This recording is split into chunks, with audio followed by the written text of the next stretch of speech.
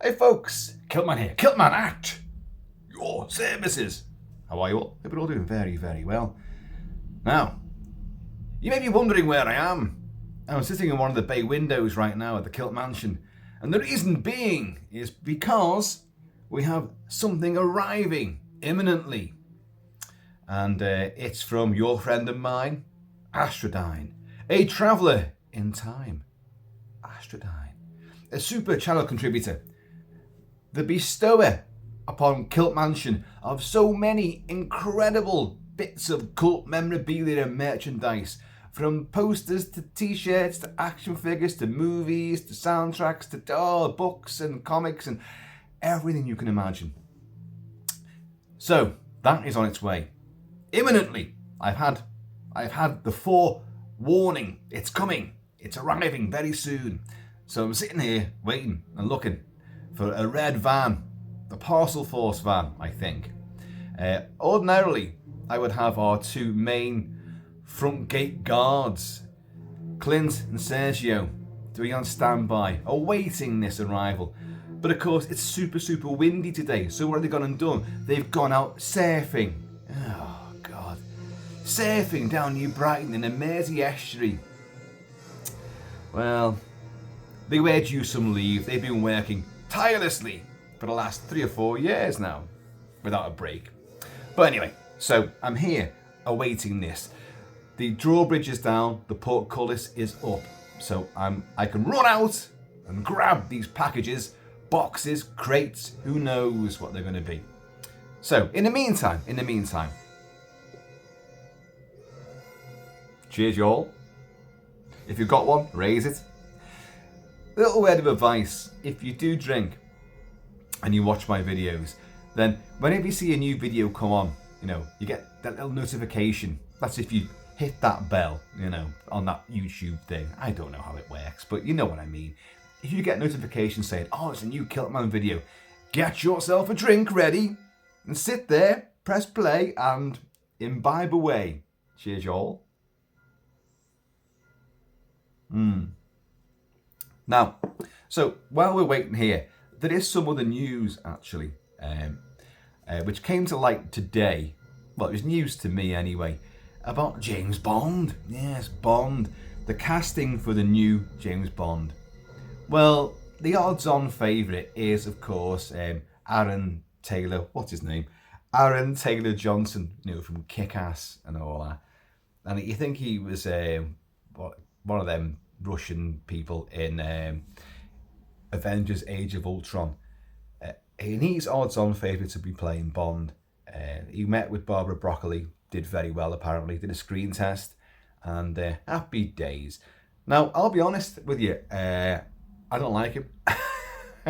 It doesn't mean a damn thing. Very often, I obviously, I've seen him in Kick-Ass. I like Kick-Ass, but I'm not a massive fan of it. And there's something about him. Normally he sports longish hair and a lot of facial foliage. Why should I hold that against him?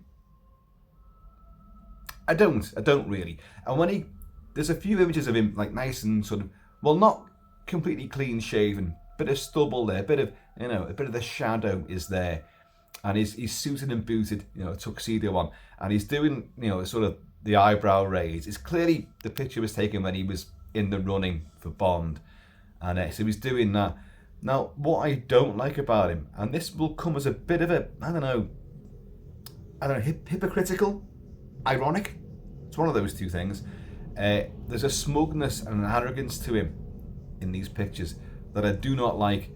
Now, Bond is smug. He is arrogant. That, from Connery onwards, has always been like one of the hallmarks of Bond. So I get that. But that's the character. That's not the actor playing Bond. They've always been slightly different. Sean Connery was not the hugest fan of Bond in the first place, and Roger Moore he just didn't take any of it seriously. What's his name? Timothy Dalton, very serious. There was no sort of winking at the camera, no smugness, no aloofness whatsoever. Daniel Craig, no, actually no, none of it. He did it. if there's any smug quality to Daniel Craig, he really reined it in. And it worked, I think. Of course, you've got George Lazenby, my favourite Bond, in my favourite Bond movie of all time. It will never be surpassed, never. On Her Majesty's Secret Service. Now, he was magnificent. But I've waxed lyrical about that so many times now, it doesn't really matter. But they weren't smug to begin with. Now, I understand that any actor these days now, especially a younger one, in your mid-30s to your mid-40s, because they're the younger range now. And obviously, Bond cannot be a young guy in his 20s. That's just not going to work. He's meant to have a military record behind him, a lot of experience behind him before going to MI6. So he's got to have a bit of lines on his face and a bit of experience and, you know, a bit of a steel granite look in his eye. But there might be a twinkle in the other eye. But ladies, well, maybe we'll come on to that, like, because that clearly isn't going to happen, really, is it? You know, the thing for the ladies, it's not going to be in the works this time, is it? Because of woke and everything's changed now. Fleming's character is prehistoric. You know, that's it. As Dame Judi Dench, as Em said, you're a misogynist dinosaur. You know, what was it, like a reflection of the Cold War? You know, something like that. And had it in for him. And yet the two of them kind of were like that. Mum, you know. Anyway. So, but this guy, this Aaron Taylor Johnson, is it Johnson again? You can see I'm a massive Bond fan, but I'm really not enthralled by the news I'm getting about forthcoming Bond-age. And this guy, no, for me, no, it ain't so. He's outrun Idris Elba and Henry Cavill, which I'm not surprised about. I never actually once thought Idris Elba was going to get the role of 007. I did think that Cavill could have done it, but there's been so much fucking about with Henry Cavill lately that the guy will be doing fucking the milk round, you know, and that's all he's going to get out of all the Hollywood at the moment. That's all they're going to give him, you know. You can deliver the papers, that's all you are. I'll go get the papers. Maybe you can play like a 2-bit gangster, you know. I hope you all know that reference was there. So I'm not too happy with Aaron Taylor Johnson. He looks too smug going into it already. Like, oh, I'm gonna love this. I'm gonna be Bond. No, I don't know. And I long to be proven wrong. But, you know, in this day and age, people on YouTube, people like me who love movies and like to talk about movies, and you get a glimmer of some new news about casting or something like that, you want to talk about it. If I was in the pub, we'd be talking about it right now. So, pubs you say, Kilt-Man? Pubs you say? I do. Cheers. Same again, please. But, I'd be saying the same thing, that I'm not fussed, but I long to be proven wrong by these things. Now, there's other news with Bond, of course. What's her name? Daisy May Cooper. Daisy May Cooper, who's a British comedian. That is called comedians and comics. There's no differentiation. There's no difference between male and female. It used to be actresses and actors. Now they're just all actors. So it used to be a female comic was a comedian and the male was the comedian. And now they're just all comedians. It's just, you know, in a way it simplifies things, but it's also like, people of my age, it's like, what the fucking hell? I've just got used to saying these terms and now you're going to pull the rug from under me and change it all again. Fuck off. You can still say fuck off, by the way, and I do a lot. So, what's her name again? Daisy May Cooper is now the odds-on favourite to play M. Now, okay, that's great, a female. You've had Judi Dench, who owned the role as M, after decades of Bernard Lee being M. And Bernard Lee was great. Judi Dench brought a different quality to it. Of course, a feminist angle, which worked. She was one of the few people who could actually undermine verbally 007, and with obviously, what's his name? Oh God, Irish guy, Pierce Brosnan, with his incarnation, which I loved at first. GoldenEye, Tomorrow Never Dies, I thought were great, but the other two, The Weather's Not Enough and Die Another Day, were utter shite, and he knew it as well. They were just broad fucking comedies and just didn't work for me at all. But the relationship with M was always, she was consistent, I thought, Judi Dench. She was good. There was elements of that bonding, hey, with agents that are putting their lives on the line, that are doing the work that no one else can, the license to kill, and just, but with that great responsibility comes also, you know, well, I can be a bit of a twat as well, because if I'm going to put my life on the line every day for you, I want some perks. I mean, what good is the paycheck that they get from MI6 for being a super spy when, you know, they could be killed at any moment? So live life to the full on your expenses, shag away, drink aplenty, and smoke like a fucking chimney. If that's your proclivity, do so. And of course, Pierce Brosnan embodied that, and that sort of bicker banter with them was great. And that went on into the Daniel Craig tenure as well. But she was far more of a mother to him, because the Daniel Craig tenure became this overarching thing, a big mistake if you ask me, this overarching story, and all the backstories and the connections, and Blofeld, they fucked it up with Blofeld. I really, if you liked it, then fine. I didn't. I despised it. I loved Skyfall. I thought it was excellent. I have a lot of love for Quantum of Solace, even though it's a badly broken movie and it's fucked up in so many ways. But Casino Royale remains an impeccable action 007 classic movie for the modern era. And then you got Spectre, which was just a pile of shit. Hated it. No Time to Die, of course, was long awaited. Pandemics and all sorts of things, and we knew what was going to happen, and you knew he was going out, and I loved it. Although it's a film I don't tend to revisit, and I thought I was going to watch it a lot, and I really don't, and it may well be, it's because I think this overarching story, you want to go back to Bond in individual missions and adventures, where literally anyone could play him. You might like a particular incarnation, a personality, an actor playing, or actress, because it could be anything these days, couldn't it? And you like the individuality of each particular adventure, each mission.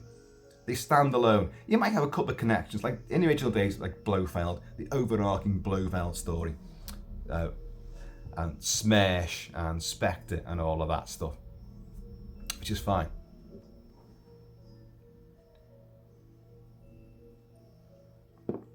But that relationship with them, that's pretty good, the way that the woman in charge of the misogynist, sexist dinosaur, you know, that kind of worked pretty well. So I like that. Now this girl, Daisy May Cooper, who was in This Country, and she's a stand-up comedian. I've not seen it in anything other than comedy game shows like Buzzcocks and oh God, Would I Lie to You? I think she was on that. That's it. I know I've seen her being interviewed, and I've seen her do snippets of her on stage. I've got nothing against her at all. And the idea is that she's in talks now with the Bond people to play M, because they want to bring in a lighter tone to it, a different slant to Bond. Now, already us purists are going, no. So you're going to bring a comedian in to play M. And she's a big girl as well. Big girl. And she's also very close friends with Phoebe Waller-Bridge. Phoebe Waller-Bridge from Fleabag and the theatre, stage and small screen. And also she's playing opposite Harrison Ford in Indiana Jones and the Dial of Destiny. We all know this. and she was the script doctor on No Time to Die. So she's part of the Bond family now, but she's a close friend of Daisy May Cooper. So you can see how that connection was made. But yeah, they've said they want to bring in someone like her to change the dynamic of Bond, change the idea. You can hear flapping. It's the husky dog over there is flapping her ears now. Something's got in one of her ears. Probably a bit of her own hair. She's molting at the moment, so we're all fucking choking on hair. So you see me coughing and gagging. It's, well, I'm choking on my own hair, but it's always this fucking husky fur floating around. So anyway, you can see the connection there. We're good friends. Bring her in. That'll bring a whole new dynamic to the 007 and M sort of interface. The husky just farted. Well, folks, there you go. Now, of course, you can only see me, so I'm obviously going to go, oh, it's the husky over there, which you can't see, that farted. It wasn't me, but no, it was. Dogs don't normally make audible farts because they've got no butt cheeks. It just comes out as a, and then you go, oh, oh. But when dogs fart, they always look at their bits as if like, what was that? I don't do things like that. Well, you fucking well do. Oh. Oh, dear God. And now it has reached the level here. Well, thanks for that. Oh, you stinky bastard, you. Oh, God.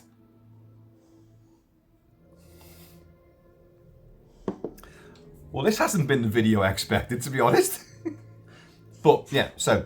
And she's got her back foot in her ear right now. Oh, something's obviously got in there. And obviously the raising of the back leg like that to that angle unleashed the little air poppets. Anyway, so they want a woman as again. You had Ralph Fiennes initially at the end of No Time to Die. Well, at the start of No Time to Die, wasn't it? Because we lost. Hang on, was he M in Spectre as well? Can't remember. Because obviously Judi Dench gets killed at the end of Skyfall, so yeah, he must have been. You can see this, I'm not a fan of Spectre, so I really don't remember too much about it. It just pissed me off. But they want comedy. Right. So you've got, just realised something. Daisy May Cooper for M. And you've got Phoebe Waller-Bridge, who's writing it and brought her in. And you've got Aaron Taylor-Johnson as Bond. If it all comes to pass. What is it with these fucking three name people? There's some kind of cult going on there. Daisy May Cooper, Phoebe Waller-Bridge, Aaron Taylor-Johnson. Oh, that's a bit well, hang on, no, that's a bit elitist. You must have three names to be involved in Bond these days. You know, fuck that. Well, where does M fit into that then? And what's James Tiberius Bond? By the way, it's William Shatner's 92nd birthday today. 92 years old. 90 fucking 2 years old. Star date. Fucking, you couldn't put the numbers into that, could you? You know, it just goes on forever. But yeah, happy birthday, Shatner. What a fucking bizarre career he's had. And Shakespeare, he's been on the Canadian stage and TV. He's written books, he's done albums, he was Captain Kirk, and then he lived in a camper van because after Star Trek was cancelled, him and his family couldn't afford the bills, so they lived in a fucking camper van. And he made money by being a celebrity guest speaker at events and things, and then being on game shows and stuff like that. Then he wrote books, and he started directing as well. He did T.J. Hooker, and then he got involved with video games and stuff like that. And he's done fucking everything. He's been to space in that big space cock. If everything was the most emblematic thing for Captain Kirk, it would be a rocket that is just a giant cock and balls, you know, just blasting through space and ejaculating everywhere, you know, impregnating multiple alien races. So happy birthday, William Shatner. Also, Kingdom of the Spiders, Visiting Hours, and The Devil's Reign with Ernest Borgnine, which was good. Well, it's not that great. And you've got John Travolta in that as well. And it's the film where everyone melts at the end. And it's early 70s. It's before the big melty phase. The likes of Incredible Melting Man and Street Trash and The Stuff and all that kind of thing. And but they all melt at the end of it, like. And Ernest Borgnine plays like he becomes like the ghost of Mendes. He's this devil worshipping acolyte with his own coven.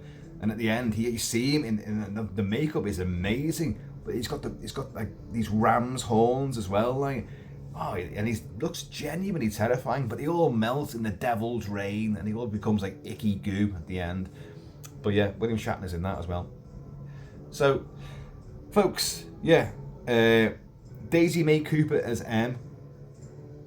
How would they work that out then? I think, here's my prophecy then. I think she'll fancy Bond, and there'll be flirtatiousness between 007 and M, rather than Bond and Moneypenny, or here you go, being Phoebe Waller-Bridge doing it. Like, you'll have a little sort of weird love triangle at MI6 headquarters where M is trying to upstage Moneypenny for the affections of 007.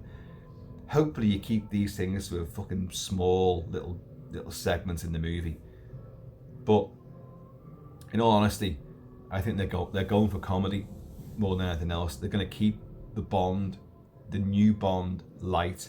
It's not going to be heavy. It won't have dark overtones. It won't have an overarching story. It'll just be and it won't last long, I don't think. Not with him. If that's the guy for Bond, I'll put money on it now. He will not last long. It'll be one movie for him, and it won't go down too well. It'll be too woke. It'll be too hip. It'll be too for the new generation. Well, why shouldn't it be for the new generation, Kilt-Man? You know, it's not just yours and for all you other misogynist, sexist dinosaurs from the Cold War. Why shouldn't it? That's what Ian Fleming wrote. It should be that. Look, you know, an immovable object trying to hold back an unstoppable force.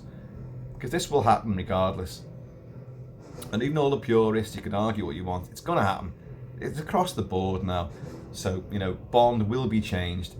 Now, they haven't made him black. They haven't done it yet, I know. But if it's going to be this guy, he's not black and he's not a woman. But he is British, you know, so they're keeping that bit right. And he's a bloke. But they'll curtail all this womanizing. Or they'll make it very sort of modern and hip and relationships and, you know, and they'll water Bond down. He may have been kick-ass, but I can't see him kicking ass as 007. I really genuinely can't. I think the focus will be different, and that won't be a good thing. Roger Moore, the era of the completely, you know, like the raised eyebrow. You couldn't see it because the hair was in the way there, but the raised eyebrow and all that, and the cocky banter, and the smug sort of much older guy bedding much younger, sexier women, which just doesn't happen, you know. I should know. And you know, that was part of an era, and it worked. It did fit. It was an evolution of Bond, which I know the Connery purists did not like. Roger Moore. Call my bluff there. The Roger Moore tenure, because it was too campy and too silly and too comedic. But I grew up with that one. So again, it's everyone's got their own take on Bond. I loved Connery. Connery is Bond. Moore played Bond. What? Sean Connery is James Bond 007. Roger Moore as James Bond 007. And everybody else as James Bond 007. Because Connery owned it. Even though he wasn't a massive fan of it himself. But that probably helps. Maybe the best Bonds are the ones that don't want to be Bond. Don't want to carry it on. Just go, oh, Hence, George Lazenby, who I still hail as being incredibly fantastic as Bond. Absolutely dynamic in the fighting, truly emotional when the need arose, and a great story, the best Bond story, the most emotional and emphatic, and a genuine epic story, full of action and violence, and it was just great. I've gone on about way too much in the past already, but it's my favourite Bond story and incarnation. Roger Moore, they're fun. Spy Who Loved Me is just great. I love Moonraker as well. I know people are like, Moonraker's that's shite. It's not shite. It's fucking silly, but it's got some real grueling moments in it. You know, being hunted down by a pack of dogs and wasted. Oh my god! And the fight in the with all the glass and all that with the little samurai dude. Oh my Christ! And Richard Kiel as Jaws returning. Yeah, the opening prologue and all the pre-credits thing is fun. And there's loads of other comedy elements. But that Mardi Gras, the big carnival, where the Richard Kiel as Jaws comes down, as Bond's fighting upstairs, and the poor girl's there, and he comes down with the big carnival head and takes the head off. But when you see him in the crowd and that big head turns, and then he breaks away through the crowd to come and get her, and he's about to put the big metal fangs on her, and then suddenly other revelers come out and they whisk him away. It's absolute genius. It's a scene of genuine terror, and it's dead unnerving. But when he's failed again, he just goes, Richard Kiel, huge, just goes, oh, fuck it, and then starts dancing and going back down with the crowd of revelers back down this alleyway. And the poor girl's saved, and he's failed again. It was just classic, class stuff. So, well, nothing's arrived yet. I was kind of hoping that while doing this video, I'd see the big van pull up across the moat and wave to them. You know, I'd go to the ramparts and fire the musket, the blunderbuss, which means you're safe to come across the drawbridge. But sadly, alas, nothing has transpired as yet, apart from swilling some of this. I'm playing Wojciech Kilar's score for Bram Stoker's Dracula. I'm wearing a t-shirt for Bram Stoker's Dracula because I'll be doing a video on an element of Bram Stoker's Dracula later on today. So, and also, if this crate of goodies ever arrives, I'll be opening that as well. Sorry. Windy Pop's here. The dog's farting and burping. What's happening?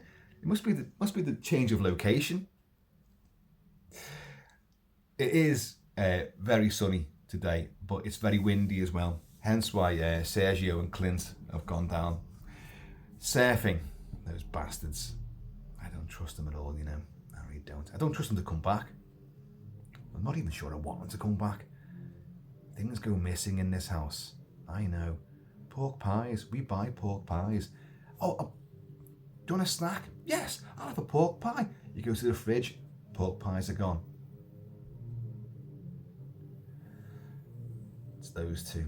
Because I noticed they're meant to be very super lean and fit because they've got to defend, you know, the drawbridge in case of invaders. But I've noticed they're getting a bit more Steven Seagal shaped at the moment. They're a bit more like rotund. So God help them surfing. God help them, mate. Those surfboards, not going to hold you. Pork pie stealing bastards. Anyway, folks, I have been on with the Kilt-Man. I shall probably be here for the rest of the day waiting for this fucking delivery.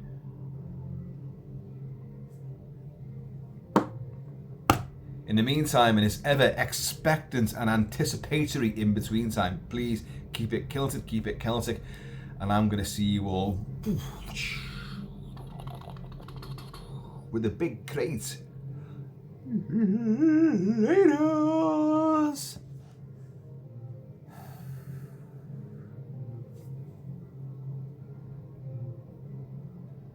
We're playing The Storm, where Dracula is arriving at Whitby, of course, in a hellspawn storm. And I'm waiting for something hellspawn to arrive here. Oh well. That's it, folks. Laters!